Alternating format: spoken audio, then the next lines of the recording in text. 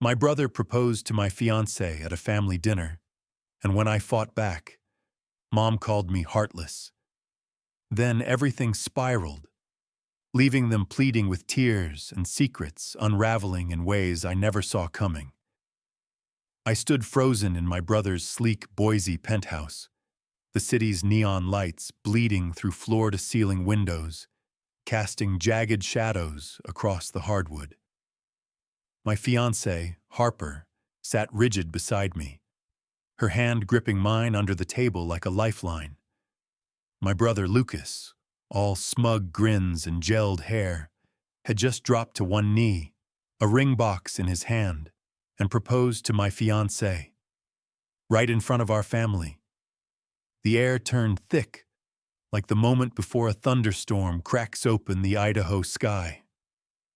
My pulse hammered in my ears, drowning out the clink of wine glasses and my mother's sharp gasp. How the hell did we get here? I'm Ethan Caldwell, 32, the eldest of three, raised in the sprawling suburbs of Boise, where strip malls and craft breweries butt up against sagebrush hills. By day, I'm a lead developer for a Seattle tech firm, pulling six figures from a remote gig I landed 2 years ago after a $50,000 raise and stock options that are already paying off. I'm the guy who clawed his way through Boise State's computer science program, coding late nights while flipping burgers to afford my first beat-up F-150. My life's been a grind, but I've built something solid. A cozy, split-level home with a view of the Owyhee Mountains, where the horizon burns orange at dusk. Boise's changed since I was a kid. It's less sleepy cowtown, more hipster haven with kombucha bars and overpriced condos. But some things never change, like my family's knack for screwing me over. My younger brother, Lucas, 29, is my mom's golden boy, the kind of guy who coasts through life on charm and excuses. While I busted my ass for every dime, Lucas got a shiny new Tacoma for his 18th birthday. No questions asked. When I needed help with tuition, Mom lectured me on bootstraps. When Lucas wanted to play entrepreneur, our parents drained $90,000 from their savings to fund his craft brewery, which tanked in 9 months after he forgot to pay the lease. The guy's a walking disaster, but Mom's got blinders on. She's always been like that, coddling him while I got the short end of the stick. Once, when we were kids, I got grounded for a month for leaving my skateboard in the driveway. Lucas? He crashed his bike into a neighbor's $600 koi pond, and Mom blamed the neighbor for provoking him with a fancy backyard.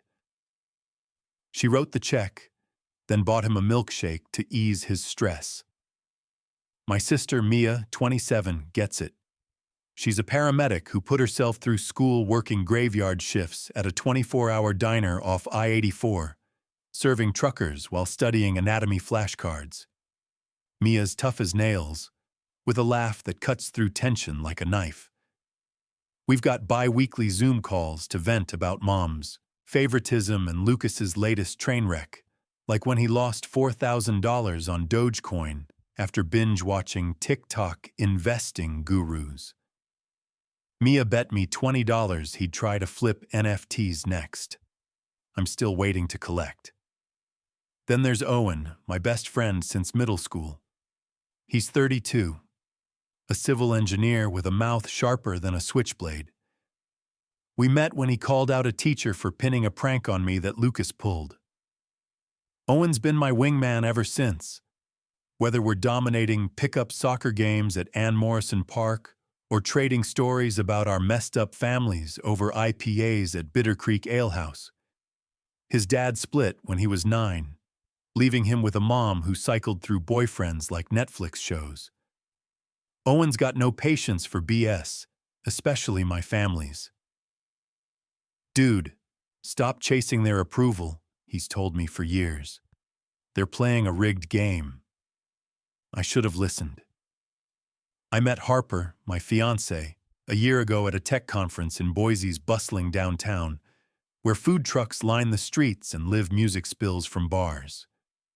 She's 30, a cybersecurity expert with a razor wit and a black belt in rock climbing.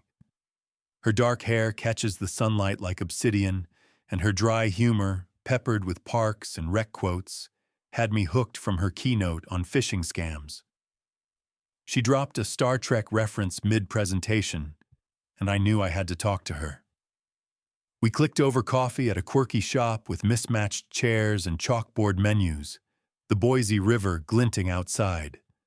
Harper's no-nonsense, raised in a rough-and-tumble Montana ranch family where you say what you mean or get left behind. When Owen met her, they spent an hour debating the physics of warp drives while I grinned like an idiot. I kept Harper away from my family at first. They've got a way of poisoning anything good. But after a year, I figured it was time. Big mistake. I showed Mom a photo of Harper, and Lucas lost it, claiming she was his ex. News to me. Harper set the record straight later. They'd gone on 4 dates, nothing serious, until Lucas got weirdly intense, showing up at her office with a guitar to serenade her like some wannabe John Mayer. She shut it down fast. Lucas, though, spun it like they'd been soulmates, and I'd stolen her. Mom bought his sob story, giving me her patented side-eye and muttering about family loyalty. For months, Lucas whined to anyone who'd listen, while Mom dropped passive-aggressive jabs about my selfishness. I held my ground. Harper was worth it. Fast forward to last summer. Harper and I were solid, planning a future.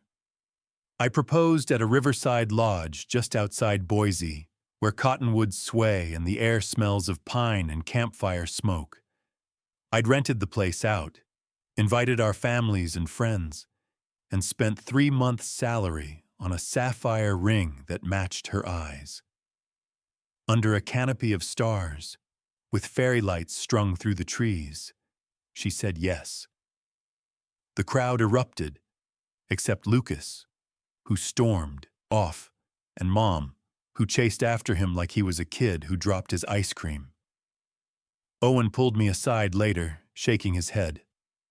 Your mom's out here playing nursemaid to a 29-year-old throwing a fit over your engagement. That's next level unhinged. He wasn't wrong. Lucas went radio silent for weeks, which suited me fine. Then, out of nowhere, he invited Harper and me to his penthouse for a truce dinner with Mom, Dad, and Mia. His place was all glass and chrome, perched above Boise's glowing skyline, the kind of spot you get when your parents bankroll your life. Mia texted me a heads up. This feels like a setup. Want me to bring my pepper spray? I laughed it off, thinking Mom and Dad's presence would keep things civil. I was dead wrong. Dinner started tense. Mom, in her knockoff Chanel scarf, grilled Harper about her unstable tech career, as if Lucas's brewery flop was a Fortune 500 triumph. Harper played it cool, even tossing Mom a backhanded compliment about her scarf that went right over her head.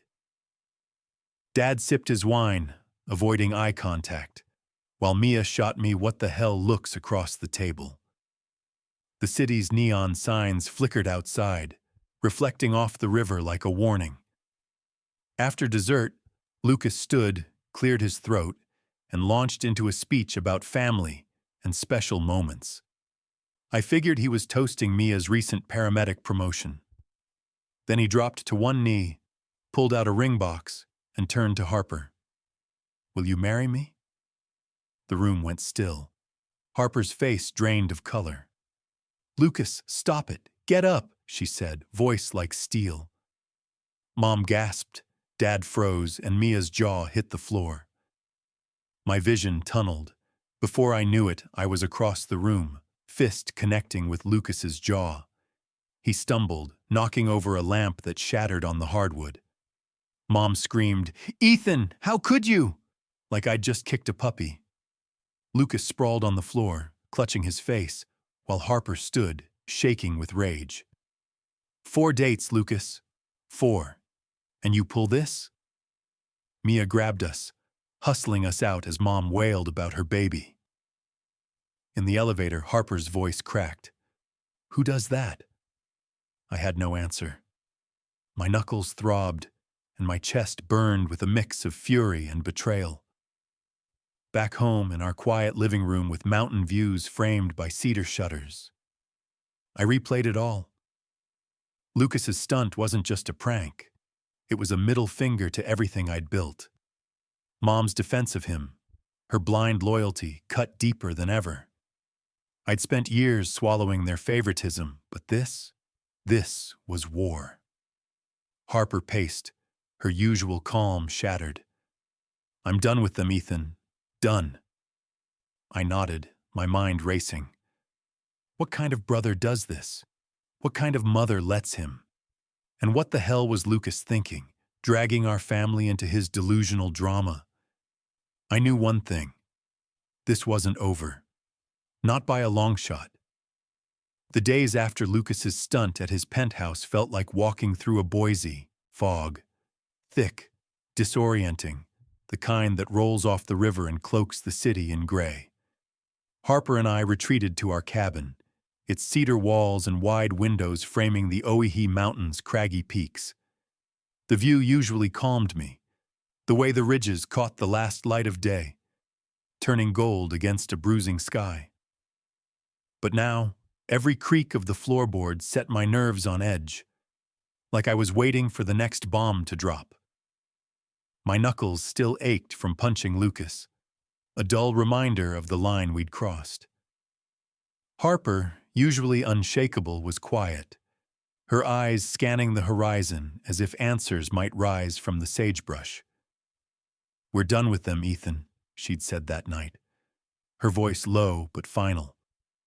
I agreed, but cutting off my family wasn't as simple as flipping a switch. Blood has a way of pulling you back, even when it's toxic. I invited Lucas to our cabin a week later, needing to hear his excuse, if only to shut the door on him for good.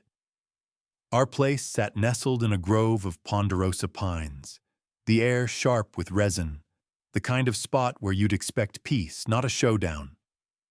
Lucas showed up looking like he'd slept in his truck, rumpled hoodie, bloodshot eyes, his usual swagger gone.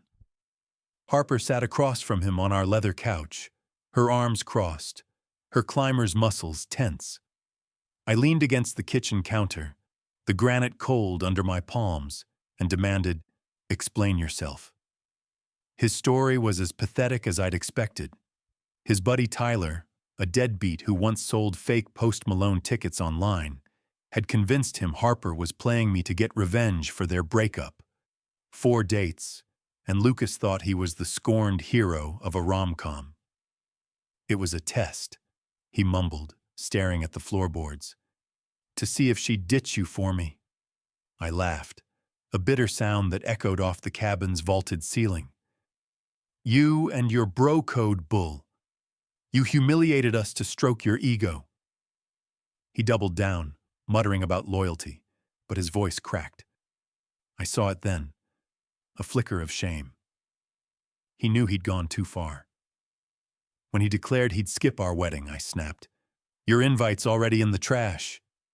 He left without another word, the screen door slamming behind him. Mom's reaction was worse.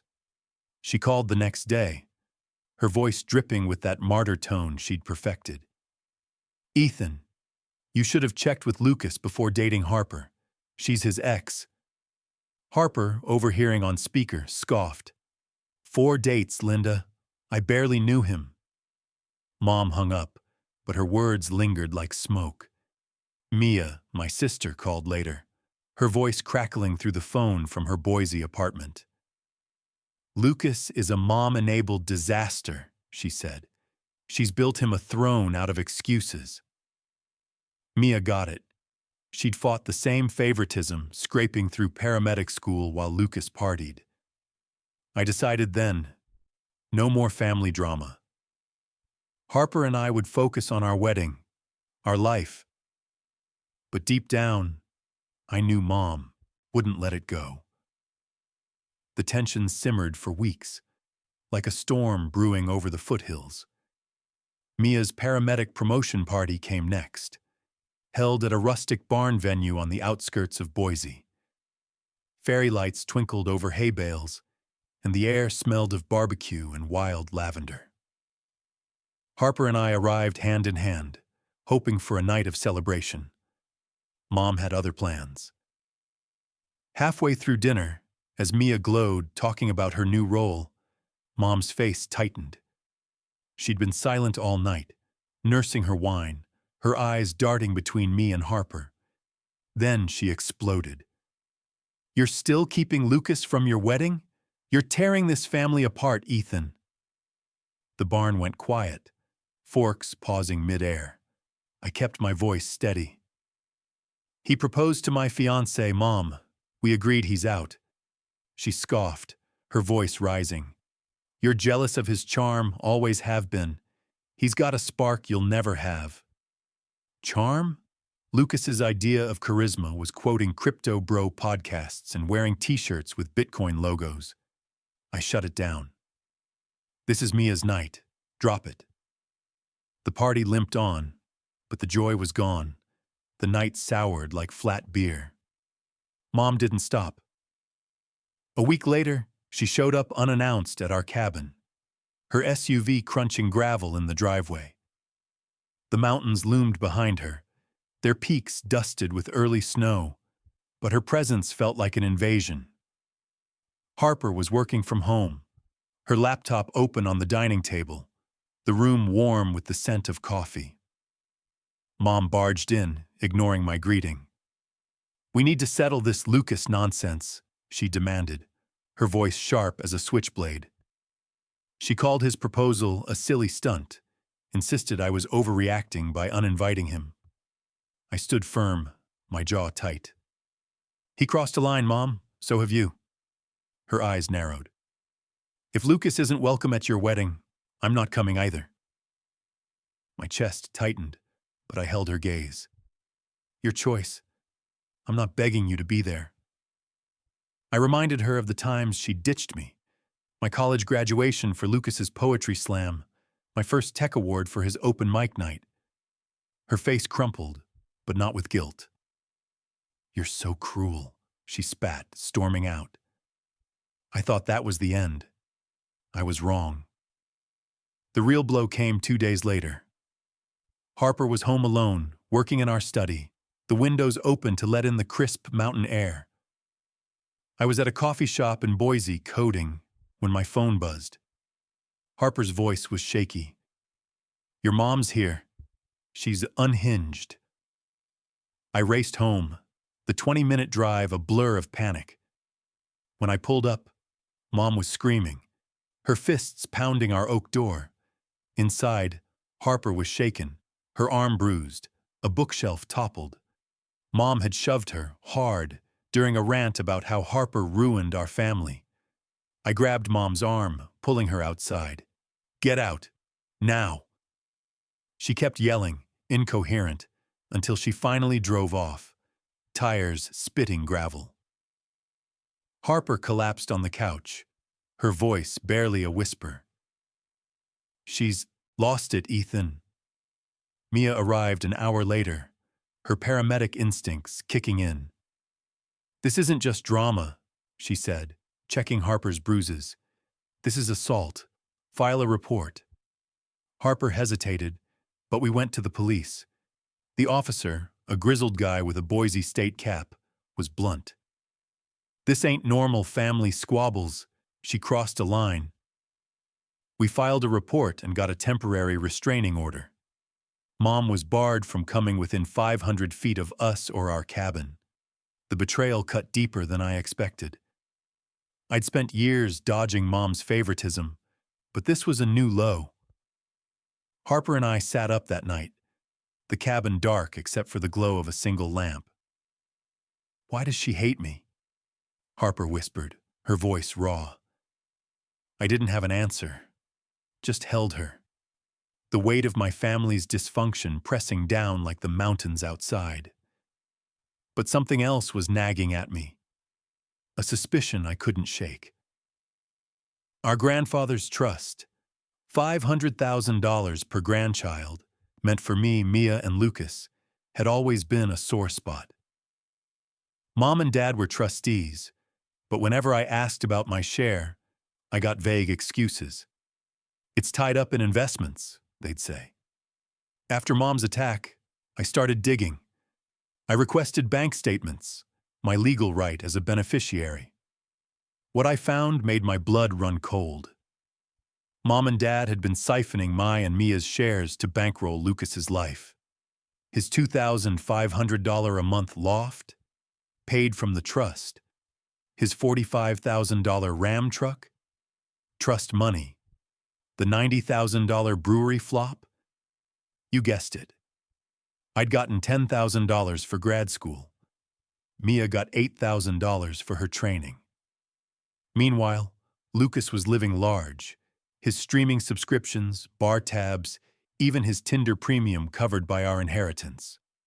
The paper trail was damning. Transfers to his accounts, credit card payments, all signed off by Mom and Dad. I called Mia, my voice shaking. "They've been robbing us blind." She was furious, but not surprised. "Mom's been Lucas's ATM for years. Let's nail them." We hired a lawyer, a shark named Rachel who specialized in estate law. She called it a textbook case of fiduciary breach. We sued, demanding every cent and a new trustee. The evidence was airtight. Bank records, lease agreements, even Lucas's Venmo history. When the lawsuit hit, Mom and Dad's world collapsed. Their assets were frozen, their credit tanked. They sold their McCall cabin, a lakeside retreat where aspens shimmered in the breeze, and downsized to a trailer park off Chinden Boulevard. Their country club friends ghosted them. Nobody wants to golf with embezzlers. Lucas, cut off from his trust fund, scrambled. His electricity got shut off mid-January. His truck payment lapsed. For the first time, he got a job, slinging vape pens at a strip mall shop. I almost felt bad. Almost. Harper and I pushed forward with our wedding, scaling it down to 50 guests in a wildflower meadow near Lucky Peak. The June sun lit up the blooms, and the air buzzed with bees and possibility. Dad showed up alone, quiet but supportive. Mia was there with her new boyfriend, a firefighter with a steady grin. Lucas and Mom stayed away, as ordered. Owen, my best man, gave a toast that had everyone laughing. Ethan's dodged more family drama than a reality TV star, and he still landed Harper. Here's to beating the odds. The day was perfect, but a shadow lingered. I kept waiting for Mom to pull something, to crash the reception with another tirade. She didn't, but the fear was enough. The lawsuit settled before trial. Mom and Dad agreed to repay what they'd taken, selling their cabin and boat to cover it. A neutral trustee took over, ensuring I got my $410,000 immediately, since I was over 30 and married. Mia would get hers at 30. Lucas's share was locked until he proved steady work or hit 30. He was livid, texting me. "That's my money," I replied. "Earn it like we did." With the funds, I paid off our cabin and booked a Banff honeymoon. Snow-capped peaks, hot springs, just us. Harper and I moved to Denver, craving a fresh start. Our new home, a brick 2-story in a snowy suburb, felt like freedom. We adopted a husky named Bolt, who bounds through the backyard like he owns the Rockies. Then, a month ago, Lucas emailed me. I was in our Denver kitchen, the smell of Harper's lasagna filling the air, when I saw it. "I messed up, Ethan," he wrote. "The proposal wasn't about Harper. I was jealous. Your life's together. Mine's a wreck. Mom and Dad made it easy to screw up, but that's on me. Tell Harper I'm sorry." I sat there, stunned, the words blurring on my screen. Harper read it over my shoulder, her hand on my arm. "He's growing up," she said softly. I wasn't ready to forgive, but I replied, "Thanks for owning it. Good luck at the vape shop." A week later, a package arrived, a $200 check from Lucas, labeled First Repayment. It was nothing compared to what he'd taken, but it was a start, a crack in his armor. Mom's still in denial, emailing about forgiving mistakes and family unity. I forward her messages to Owen, who sends back memes of tiny violins. Dad's different. He started therapy, admitting he enabled Mom and Lucas too long. "I failed you," he wrote last week. "I'm trying to do better." Mia's thriving, engaged to her firefighter, planning a Colorado wedding. She visits us in Denver, and we're already scouting houses for her nearby. The trust money's changed everything. College funds for our future kids, a cabin in Estes Park for weekends. Harper and I are talking babies, our life finally ours. Looking back, Lucas's proposal was the spark that burned down the lies my family lived on. Mom lost her grip, Dad found his voice, and Lucas faced reality. I'm free now, not just from them, but from the need to prove myself to people who never saw me. Denver's our home, with its crisp air and endless skies, and bolts barking at squirrels as I write this. Harper's laughing in the kitchen, quoting The Office. Life's good, damn good, and I'm not looking back.